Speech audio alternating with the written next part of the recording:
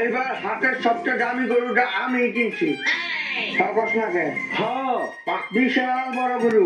Hawks নাকে পূজা 1 লাখ টাকা দাম। হকস নাকে ভাই দামটা কমে গেল না? 1,50,000 টাকা দাম। হকস নাকে কি গরু এটা?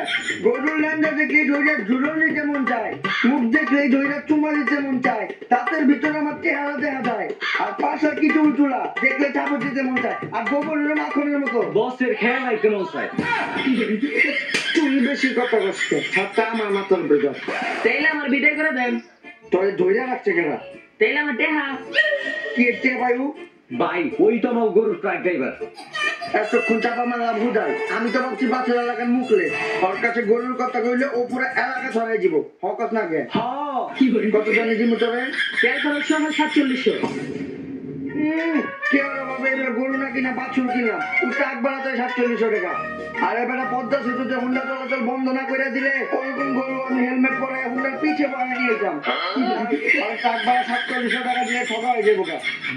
হকস নাকে আরে ছাদ দিয়ে বইয়াতে যা 700 টাকা দিয়ে দাও।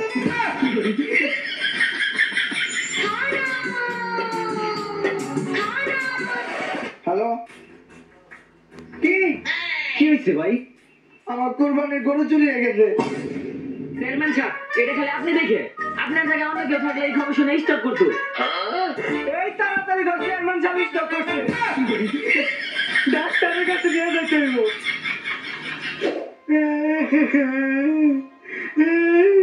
I am sorry. আর 2 ঘন্টা আগে আমারে কল দিলে হয়তো তাদের বাঁচানো যাইতো। হালার পো স্টকিত আমি 10 মিনিট আগে করছি। আরেকবার চেক করি। ও গ্যাস থেকে প্রবলেম, না তো এক্সট্রা খাওয়ালে হয়ে যাবো।